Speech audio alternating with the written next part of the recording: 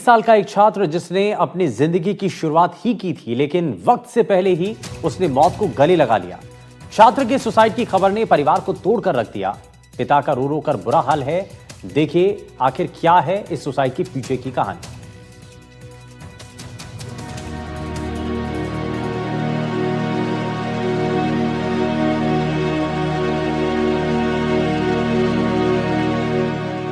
घर में मातम का माहौल, रोते बिलखते परिजन, पिता की चीखें और आवाज में वो दर्द जिसको बयान नहीं किया जा सकता। 2 साल पहले ही दिल्ली से कोटा आया था 20 साल का लकी। पढ़ाई में अव्वल रहने वाला छात्र अचानक क्यों इतना टूट गया कि उसने अपने कमरे में ही आत्महत्या जैसा कदम उठा लिया।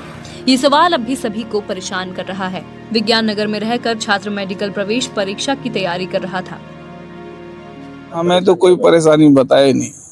उसके दोस्तों से पता चल रहा है, मतलब उसने उसके दोस्तों से 2-3 दिन पहले किसी से लड़ाई हुई थी उसकी। अच्छा, तो बोला था कि मैं थाने में आया हूँ।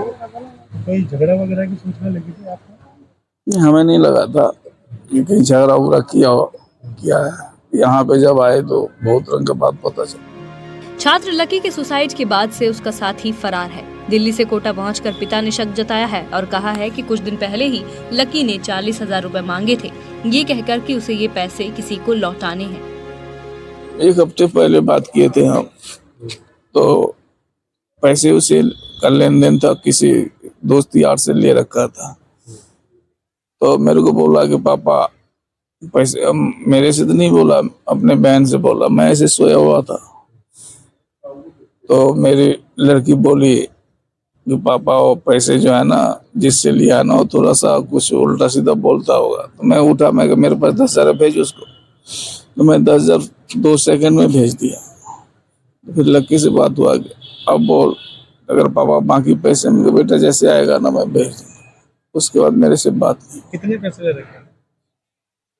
40,000 का बता रहा था। माँ बाप की आंखों का तारा, उनकी उम्मीदों का सहारा। जिंदगी की दौड़ में ऐसा क्या पीछे रह गया कि उसने मौत को ही आसान रास्ता समझ लिया। पिता की माने तो बेटे का मोबाइल फोन और उसका पर्स भी गायब है।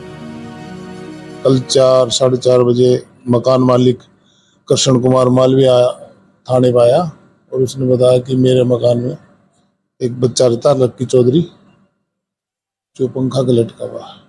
इस सूचना पर गए और वहाँ जाके देखा तो पंखे लटका हुआ था और उसको पंखे से उतारा और एमबीएस में डॉक्टर साहब से चेकअप करवाया।